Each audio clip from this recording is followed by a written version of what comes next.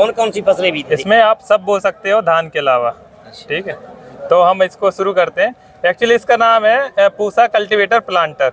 ये सब्स्टिट्यूट है seed drill का। सीड ड्रिल आमतौर पर 75 से 1 लाख रुपए के बीच में आता है। हर किसान इसको अफोर्ड भी नहीं कर पाता। और क्या होता है कि जो सीड ड्रिल होता है वो एक आपने बोया उसके बाद उसका कोई यूज ही नहीं रहता, हम रख देते हैं।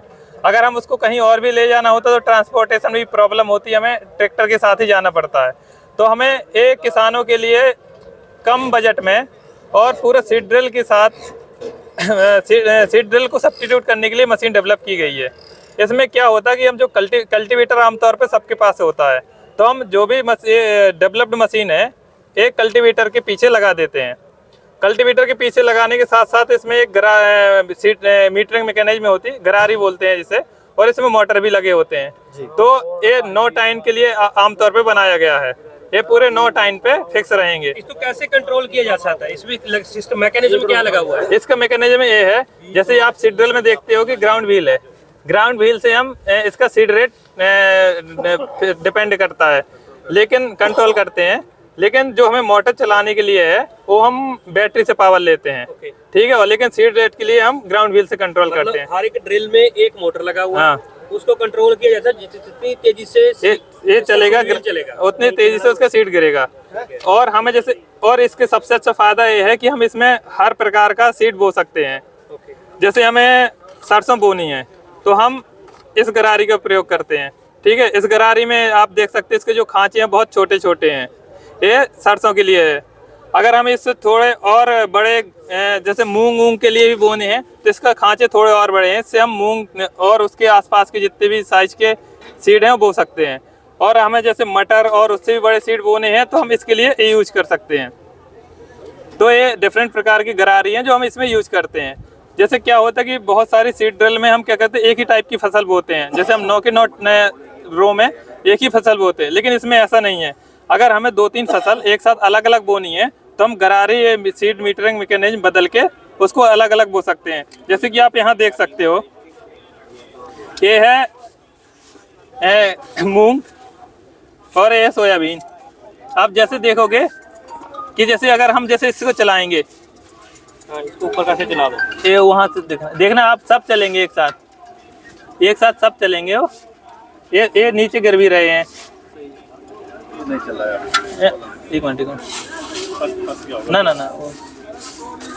लागत कितनी है इसकी? लागत कितनी है? इसकी लागत 30,000 रुपए है 10 सेट के लिए।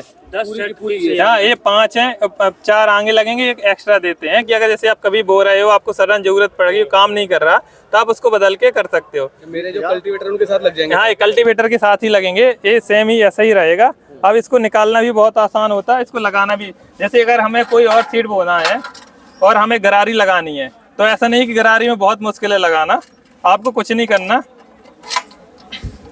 ये है, इसमें आप देख सकते हो मोटर में एक और लगी है रॉड।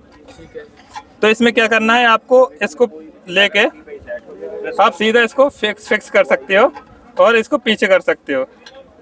ठीक है, अब आप इसको घुमा सकते हो, कोई दिक्कत नहीं है।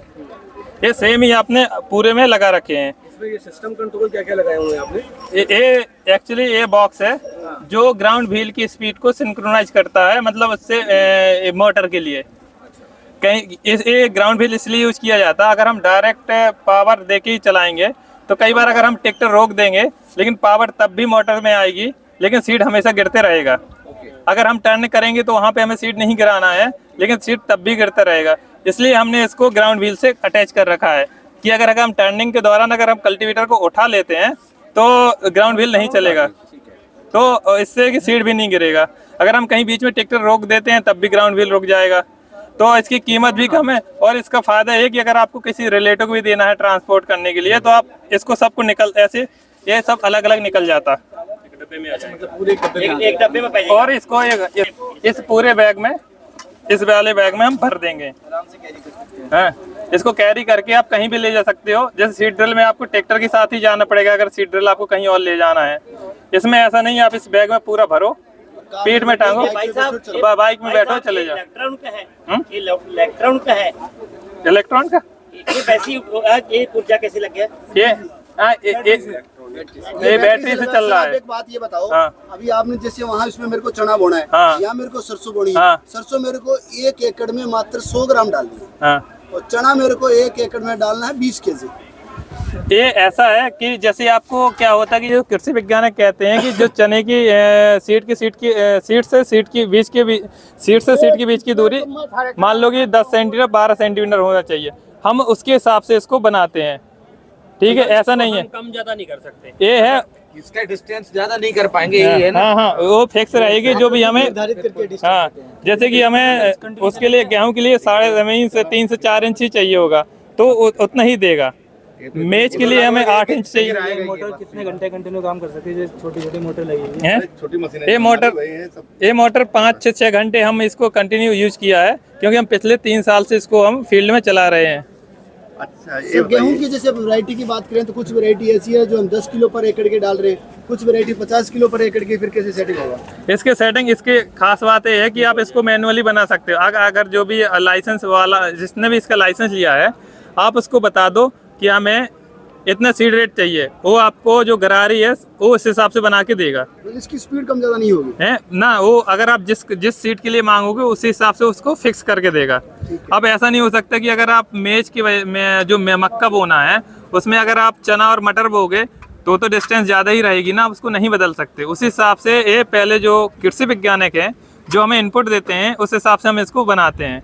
अभी सर ये कहाँ मिलेगा अगर फार्मर लेना चाहे तो? इसको फार्मर लेने के लिए एक्चुअली इस मशीन को तीन लोगों ने इसका लाइसेंस लिया है। जैसे आप इसमें देख सकते हो, ये है कोएटेक्स इंस्ट्रूमेंट प्राइवेट, ASPL लखनऊ और AG ऑटोमेट पुणे। तो आप इनको कांटेक्ट कर सकते हो और इससे आपको भी जो भी इससे समस्याएं होंगी आप उनसे डायरेक्ट पूछ सकते हो। भाई साहब, ये जो बिल लगा है ना, हाँ। इसका कुछ सिस्टम तो पता नहीं लग रहा है कहाँ चल रहे हैं इसके। एक बार से इलेक्ट्रॉनिक क्या हुआ आपका नहीं? ना क्या है कि ये व्हील लगा है, ये व्हील है, हाँ हाँ। ये व्हील कनेक्ट है, सिंक्रोनाइज करता है। जो सीडल में चेन सिस्टम होता है चलाने के लिए, वो इसमें नहीं है। इसका रेट है 30,000 है, 10 सेट का। 10 सेट का 30,000 रुपये। हाँ, उसमें आपका बॉक्स इंक्लूड रहेगा, आपको ये भी मिलेगा, नीचे वो सब मिलेगा पूरा सिस्टम ये बॉक्स के साथ।